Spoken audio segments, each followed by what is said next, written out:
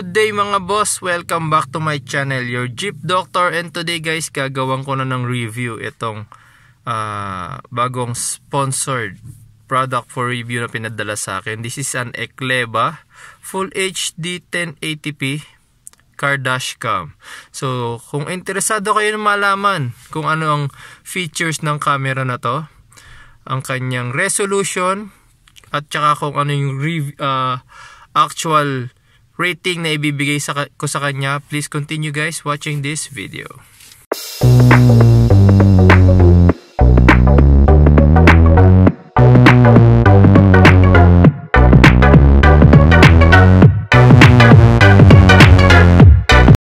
Guys, ang dashcam na to is hindi touchscreen.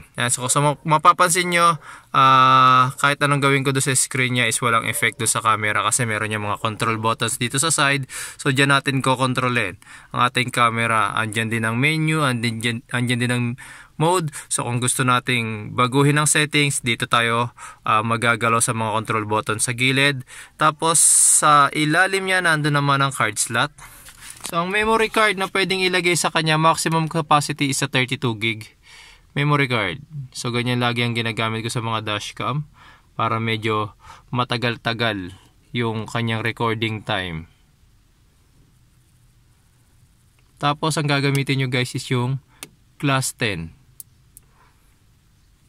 memory card. Yan, so pinatay ko muna yung aking ignition switch guys. So pag binuksan natin ang ignition switch ng ating kotse, ayan. So makikita nyo guys, automatically nag-turn on ang ating dashcam, and kung makikita nyo yung red dot na yon, ang ibig sabihin yan guys is recording na siya. So pag turn on parang ma-ignition switch natin, nagsisimula na mag-record ang ating dashcam. Ang camera na to guys is pwede nyong ma-set into 3 different resolution. So meron yung tinatawag na VGA, meron din yung 720p resolution, and then yung pinakamalinaw niya is the 1080p resolution. So para mabago ang resolution na yun guys, all you have to do is press this menu. Then makikita nyo resolution. Ayan yung sinasabi ko, meron siyang VGA 720p and 1080 Full HD resolution. So yung resolution na yan guys, since ang camera na to is merong front cam and then meron yung rear camera, ang naapektuhan lang na resolution nito is yung nasa front. Yung nasa rear guys, any resolution ang piliin nyo will not affect yung captured video nung nasa rear natin. So nasa harap lang ang maapektuhan ng resolution na to.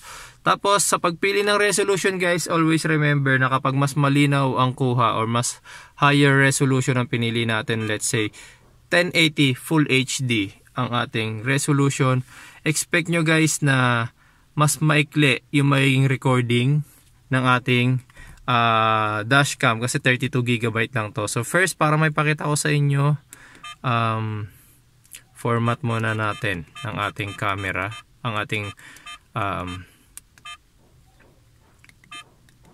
SD card format.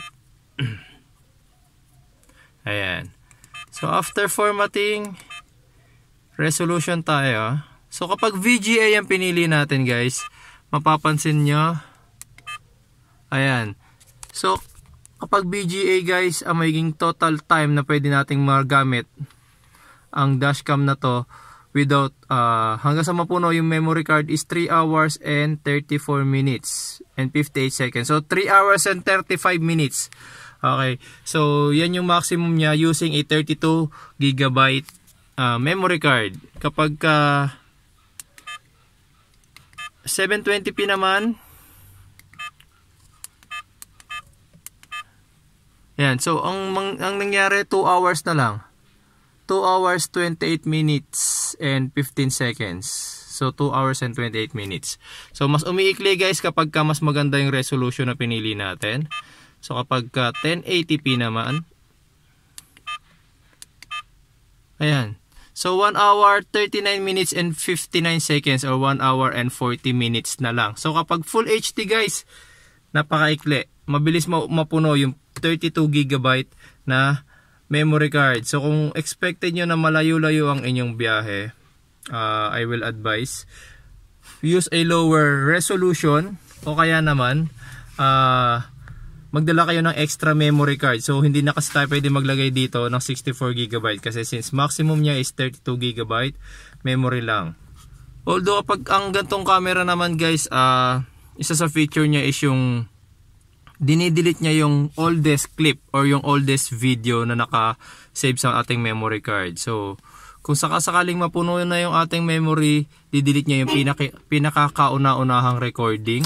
Next thing dyan guys is yung dual camera feature nga niya. So meron tayong front, ito yung front, tapos ito naman yung rear. So pwede nating bago-baguhin yan kung ano yung gusto nyong display. Pwedeng half, pwedeng front and then rear half.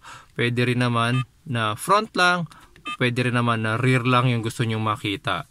Okay. Pero pwede nyo rin guys na i-disable ang dual camera. Kasi factory setting yan is always naka-on, pero pwede nyo yung i-off kung gusto nyong makasave ng konti sa memory. Pero ang may advice ko guys, ang front camera kasi natin is kasing importante nung nasa ating rear. So huwag nyo i-disable yung rear camera. Maganda front and rear nyo na camera is gumagana.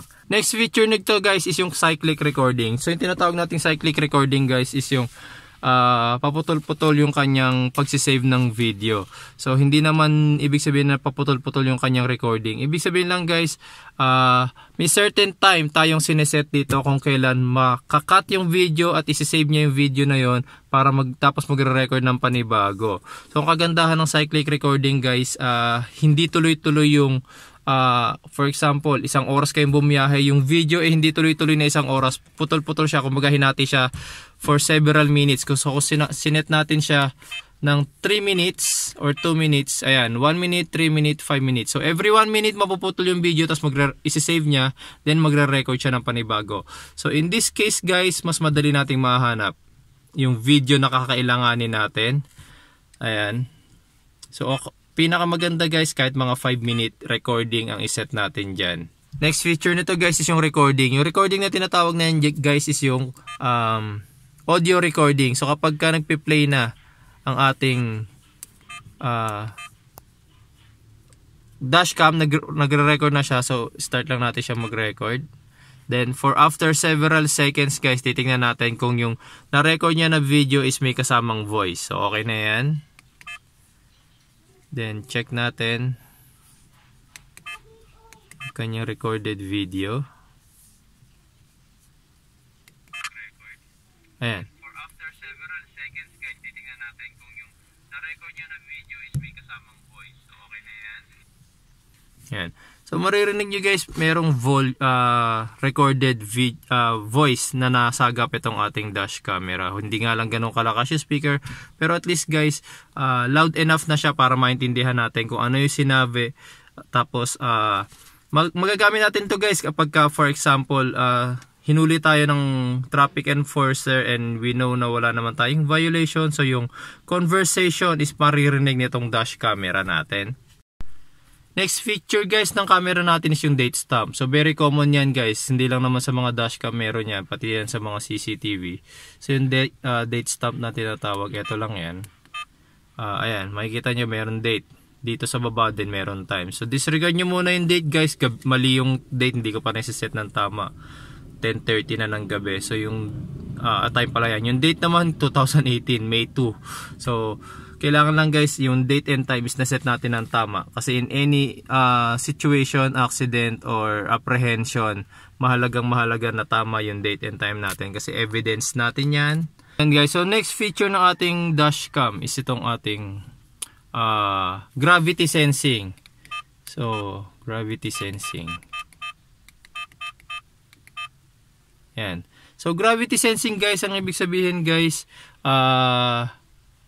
dinedetect niya guys kung mayroong malakas na impact, let's say bangga or malalim na lubak na nangyari sa sasakyan nyo. So ang gagawin ng dashcam natin guys, yung actual footage nung time na nabangga kayo, automatically isi-save at ilalak ng ating dashcam para na rin sa purpose ng security natin. So meron niyang different levels, yung low, medium, and high. So pinakamagandang settings dyan guys is yung medium. Kasi kapag high naman is sobrang sensitive mismong pagsarado nyo ng pinto is ramdam ng gravity sensing natin. Kapag low naman guys, expect nyo na ang madedetect lang yan is yung mga high impact na mga banggaan. Tapos kapag medium, ayan, so tulad nito, low. Tapos kapag pag in-enable nyo ang gravity sensing guys, makikita nyo yung icon na yan. So yan yung notification na naka-enable ang ating gravity sensing. O kapag ang ating sasakyan is may naramdaman na malakas na impact, let's say tulad nito, low lang, since low lang ang settings natin, isasarado ko na malakas ang pinto. Tignan natin kung maglalak yung ating video. Play ko muna. Ayan, tignan natin kung maglalak siya. Ayan, hindi siya naglock since naka-low lang siya. So ang mga dinedetect nga nito guys is tulad na sinabi ko kanina is yung mga collision. So, tignan natin mamaya. So, gawin nating medium ang gravity sensing niya. Ayan, so makikita nyo dalawa na yung lines doon sa ating gravity sensing indicator. Tapos play ko muna. Ayan, so nagre-record na tayo guys. So sarado ko ulit na malakas yung pinto. Ayan, makikita nyo guys pag lumabas yung parang key icon na yan, ang ibig sabihin guys, itong video na to, certain clip na to is nakalock. So kapag nakalock ang video guys, hindi yan mabubura kapag ka nag full na yung ating memory. So iiwasan siya ng ating camera na mabura kasi nga kino-consider ng camera natin na ang mga lock videos is yung mga napaka important or yung mga critical captured video ng ating dashcam. Tuturo ko rin sa inyo guys, pwede kasi yung paglalak ng video is automatically, pwede rin namang manually kayo maglock. For example nga is na apprehension kayo o kaya meron kayong gustong kuha ng scene sa harap ng camera nyo, then gusto nyong ma-save yun at hindi mabura. So kapag na full yung memory card nyo, hindi yan mabubura. Automatically nalampasan yan ng ating camera. Pag high naman guys ang settings natin, tingnan natin kung pag high.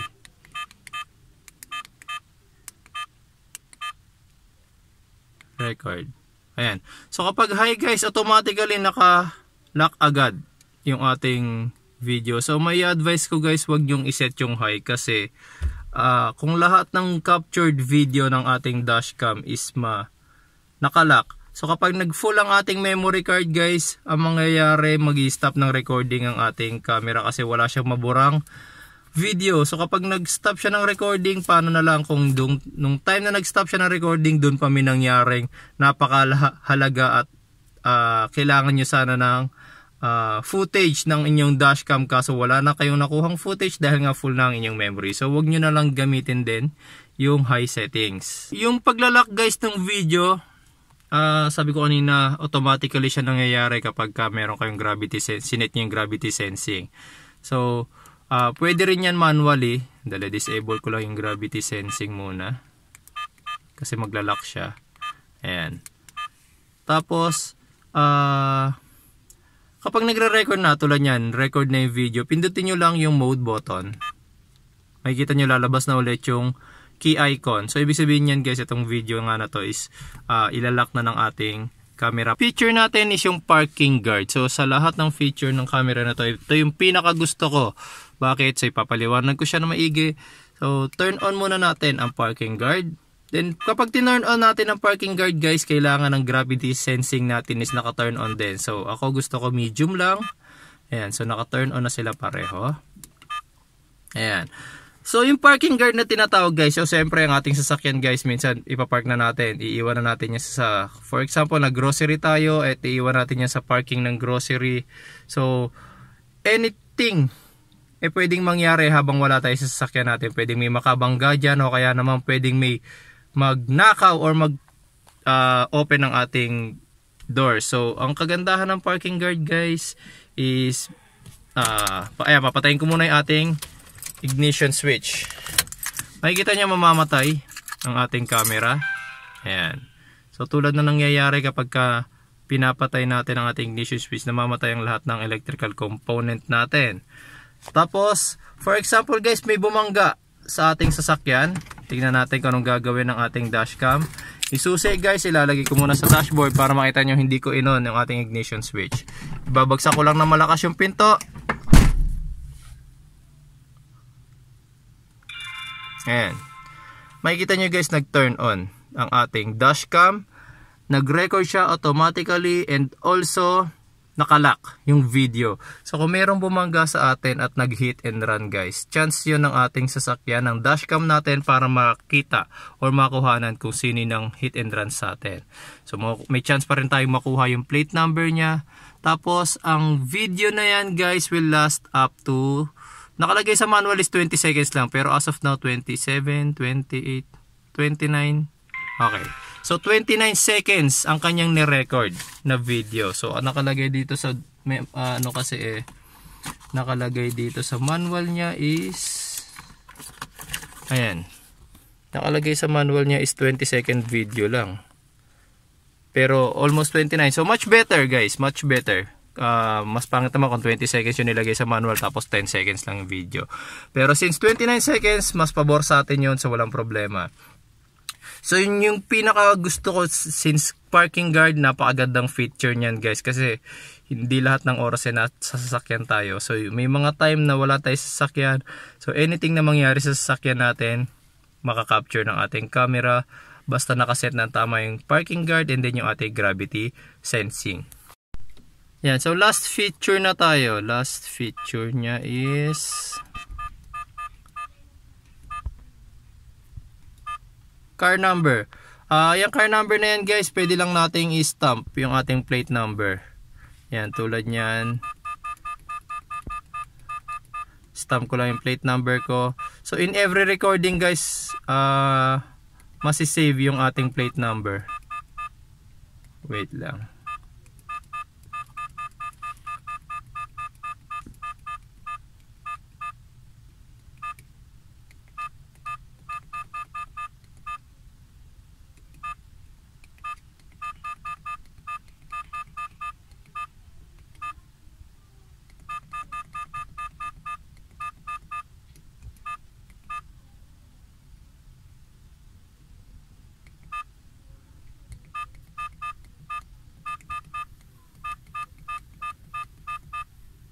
Ayan, so nag-invento lang ako ng plate number. Ayan. Tapos yung digit niya, yung last digit niya nga pala. Kasi pang 4 digits yung nilagay ng camera rito, pero 3 digits lang naman yung aking plate number. So yung 0 disregard nyo na lang. So ayan, nakalagay na siya dito sa ating lower portion ng ating camera. So sa lahat ng captured video niya guys, nakalagay na yung plate number na yan. So expect nyo na okay, malaking tulong din siya, pero hindi naman siya ganun ka big deal kung lagyan nyo man ang plate number nyo or hindi. And so regarding naman guys sa pag-review ng mga kung gusto nyo panoorin yung mga na-record na videos niyan. Okay, so as of now nagre-record siya, pindutin muna natin yung okay para mag-stop yung recording. Tapos pindutin lang natin yung mode. Makikita nyo nasa video mode pa siya. Pag pinindot natin yung mode, magiging camera. So pwede rin tayo mag-take ng pictures dito. Tapos pindutin nyo ulit yung mode. Yan naman, pwede na nating ma-view ngayon lahat ng captured videos niya. Ayan. So yung iba pang feature ng ating dashcam na hindi nakasulat doon sa ating manual is of course kapag tama guys yung ating pag-i-install ng ating reverse camera or yung ating rear camera, once na ilagay natin sa reverse ang ating transmission, automatically ang ating camera is mag-shift. Ayan, sa parking assistant. Ayan, so makikita natin yung likod.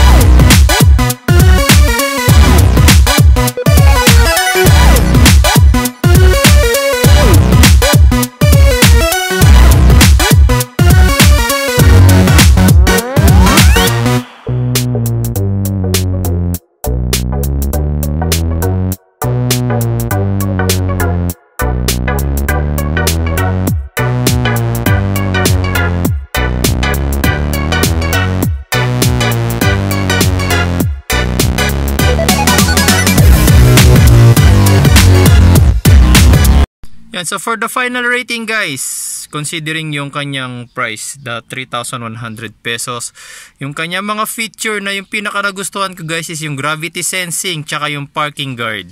So gustong gusto ko yung feature niya na yun. Regarding warranty guys, so chinek ko yung link nila sa Lazada. Meron silang 6 months international manufacturer warranty. So 6 months ang warranty nito sa kanila. Although 15 days nga lang yung easy outright return.